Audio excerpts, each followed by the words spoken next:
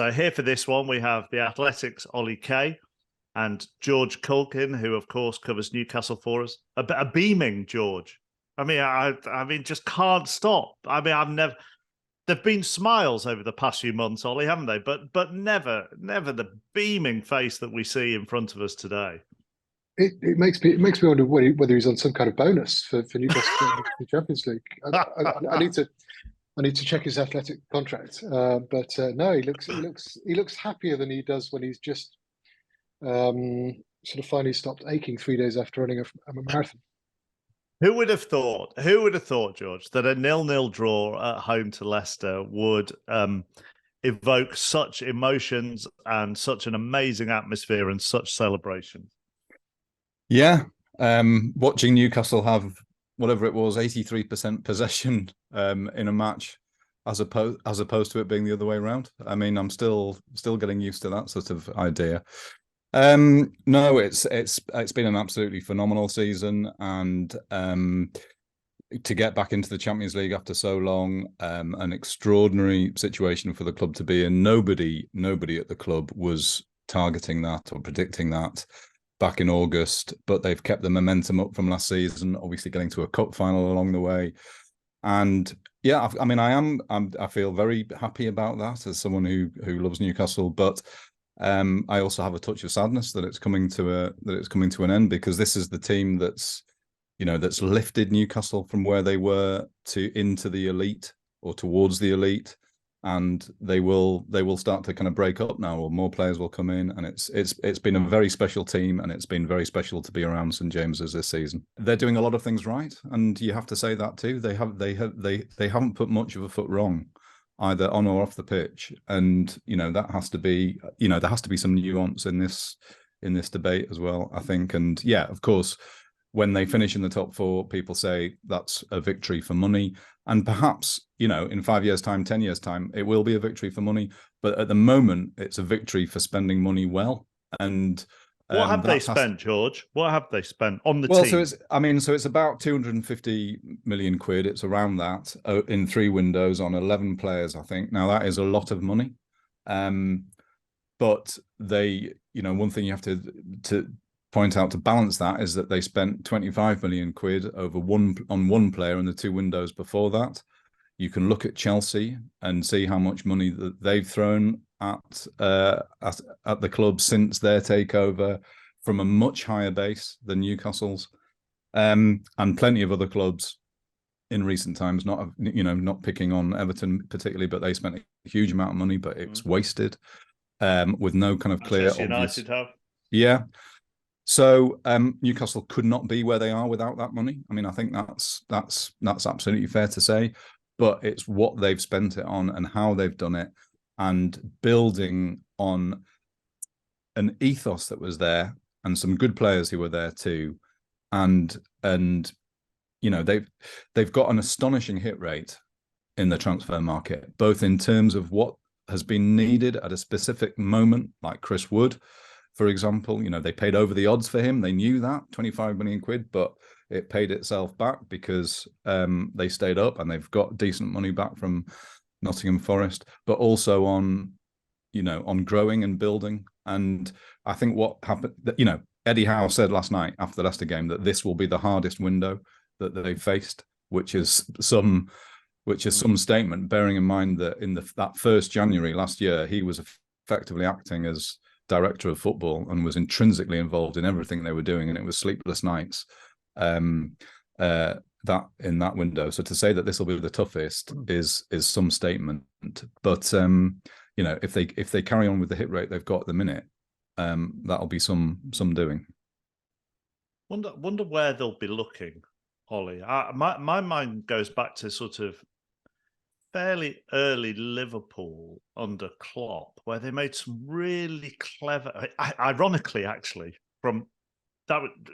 Newcastle went down, didn't they? And they bought Wijnaldum from. That's right, George, isn't it? Yeah. So my mind goes back to that summer where Liverpool were quite canny in where they brought players in. They looked at the best players at relegated clubs and brought them in, like Wijnaldum for only 11 million quid. Now you look at the teams that are going down, there could be some really interesting players for Newcastle there, Ollie.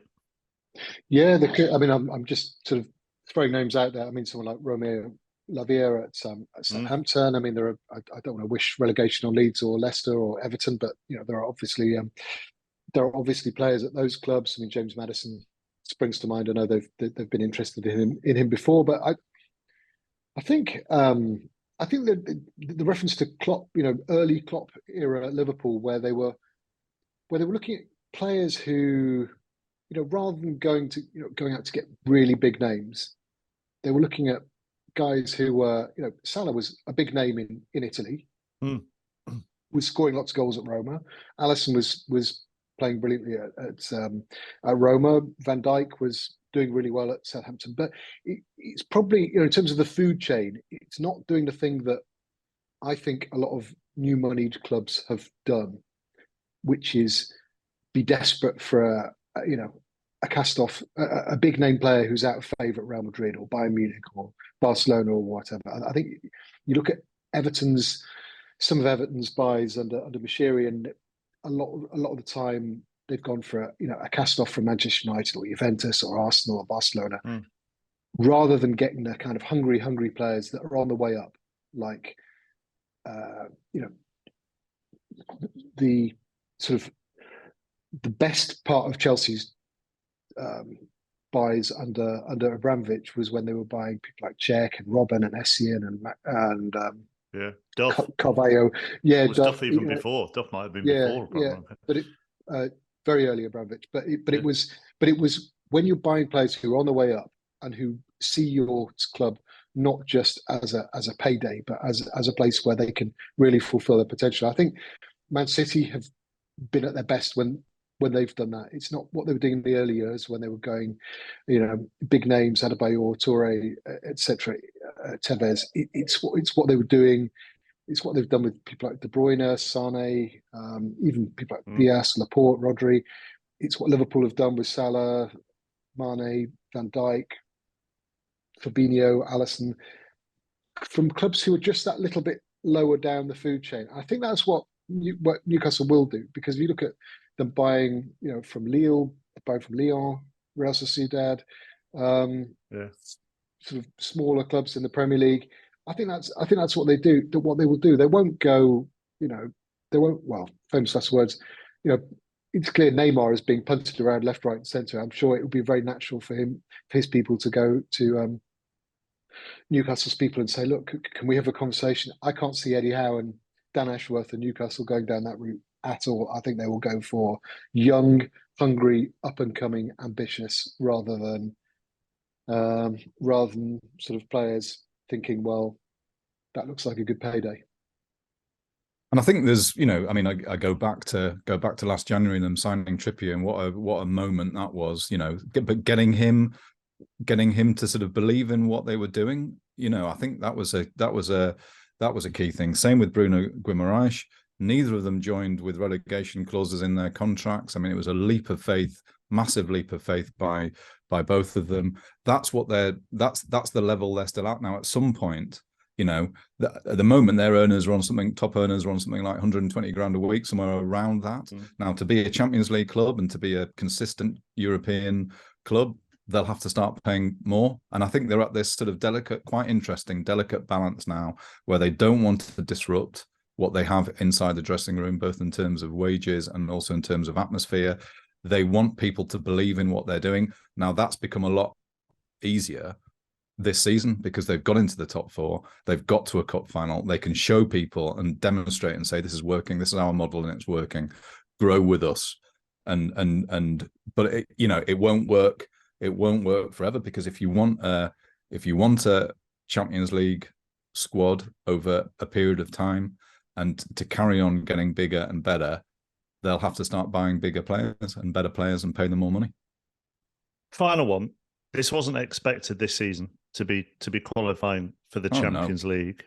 I wonder, does it from now on change internal and external expectations?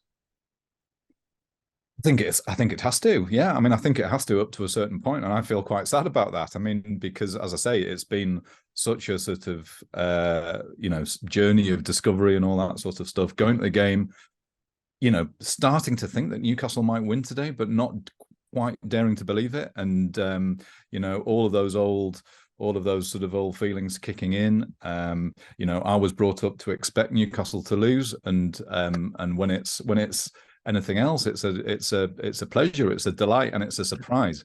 I've still got that feeling of surprise, but that won't last. And if they finish third or fourth, then there'll be part of you, or part of the fan base, or part of people outside the club who'll be saying that they should automatically do it again next season. I think that's just the way it is. And I think it'll be tough.